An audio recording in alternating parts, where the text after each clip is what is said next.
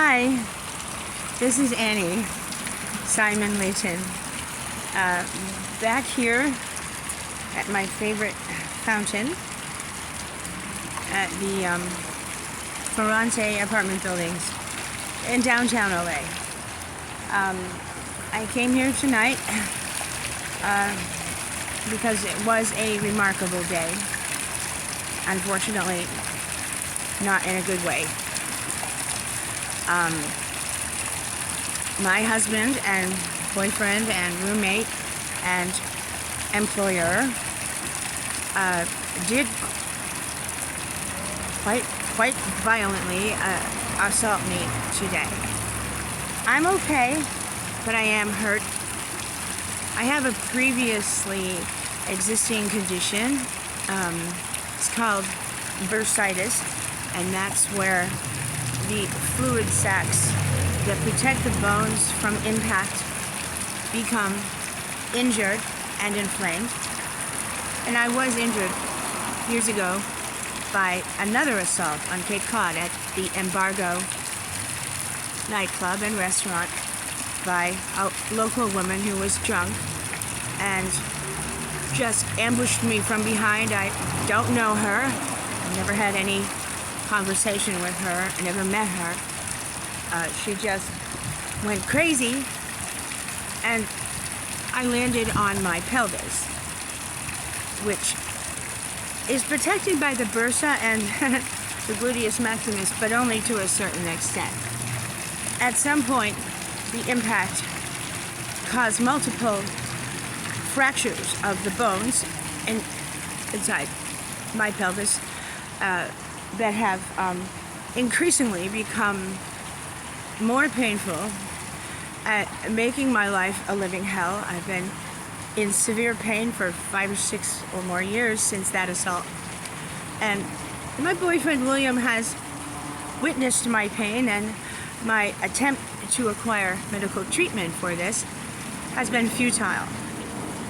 I have warned him years ago when I first came into his employ that any sort of high impact fall could cause me more damage than I can tolerate since I'm already disabled.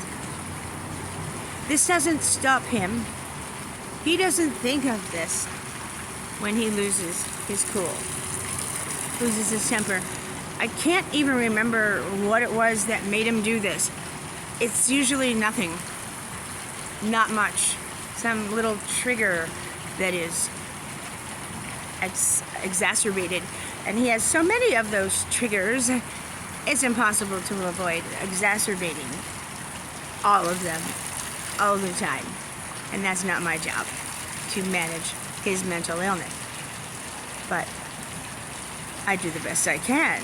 It's never good enough. Let's see, what was it about? Oh yeah, I remember. He was once again threatening me with jail or tossing me out of the house because I was protesting his abuse. So we did a little abuse. I was lecturing him on how wrong that is. And because I didn't condone it or suck it up, his response was even more violent, even more aggressive. He was choking me and strangling me again, as he often does. And by the way, the statistics on spouses who kill their wives, usually it's the wife that gets the short end of the stick. The probability of a man actually going through with a murder on said target, person, victim, myself, is substantially increased if the man practices the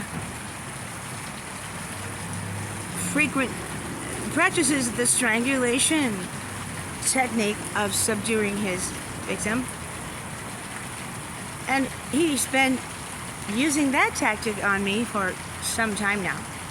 it took him a few years to accelerate to that extent, but when he did, it caused a lot of damage to my life. He seems to be like a Teflon Don and doesn't get any sort of second look or glance or interrogation or questioning from the local authorities, and he's a known gangster. He's a known person of interest in the suspicious deaths of 10 people who were potential witnesses in cases that, if they had proceeded, would have landed him in federal prison for much longer than his 4-year sentence, which was reduced from a 20-year sentence due to his affiliation with President Bush and Cheney, who, according to Bill, was a co-conspirator in the financial fraud crimes that he committed under the influence of Vice President Cheney. This is the tale he tells. I don't know if it's true. He is a person with many delusions of grandeur and loves to brag and exaggerate and affiliate himself with people in high places so as to intimidate his victims. I am one of them. Others before me are dead. Girlfriends, boyfriends, lovers. He has some dead people in his wake. So,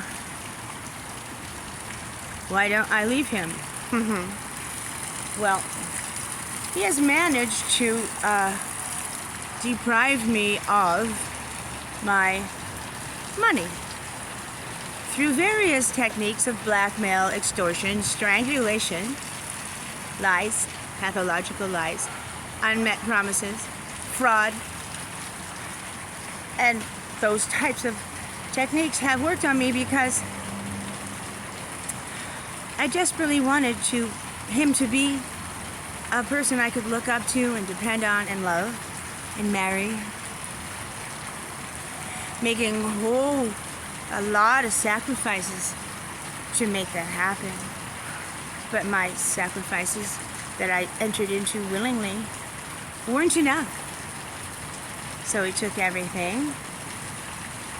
He has kidnapped me twice, held me in places against my will without the ability to leave due to lack of transportation, lack of identification, lack of funding, lack of options, because I've been held in isolation by this man for 4 years.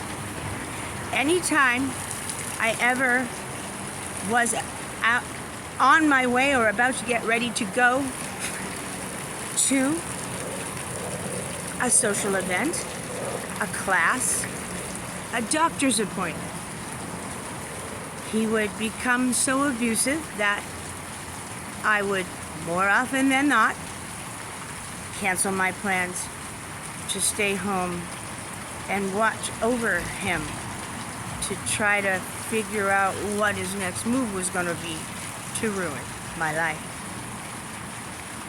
And to watch over my belongings and my possessions, because he's a very clever thief and a robber, and he has people that will come out and rob me for him under his direction. Well, at least one person. A former employee who was incarcerated numerous times for numerous crimes is suspected of being the murderer of his sister's rapist. Okay, maybe I don't blame him, but a really bad man from the gutter that Bill scooped up, put under his wing, and had this guy do his dirty work when it needed to be done.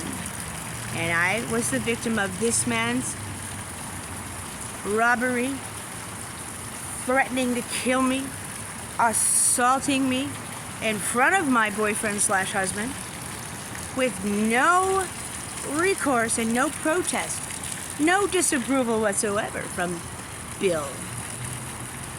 This man has been dismissed from his employ, was deprived of his proper severance pay, and is now suing Bill. And they have a trial coming up next month, or the month after. He was not a private contractor, he was an employee. He received overtime, he received vacation pay that makes him an employee.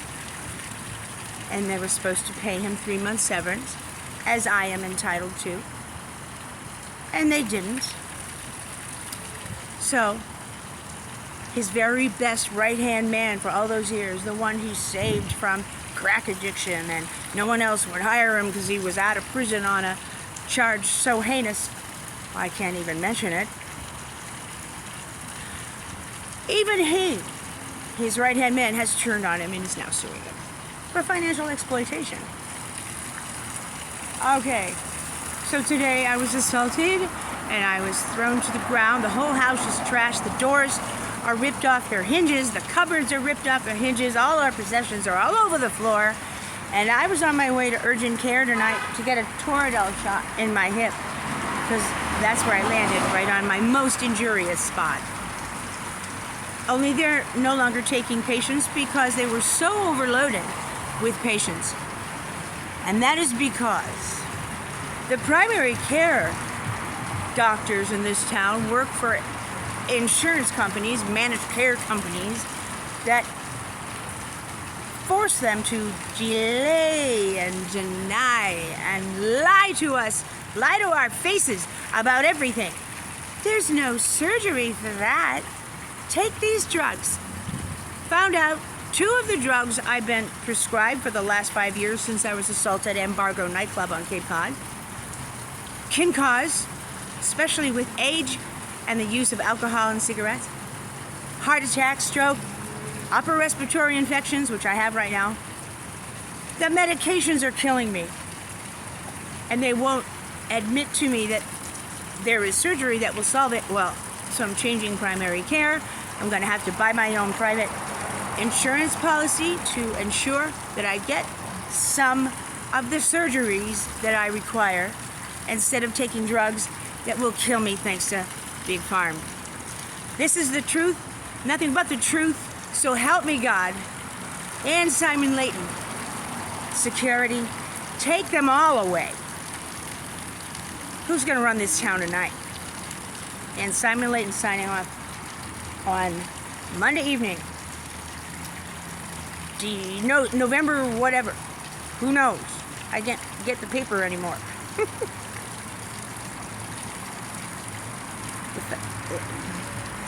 I am not exaggerating. It's true. It's all true. Unfortunately. See you tomorrow. Good night. This is my domestic violence daily diary. Yay. Not special.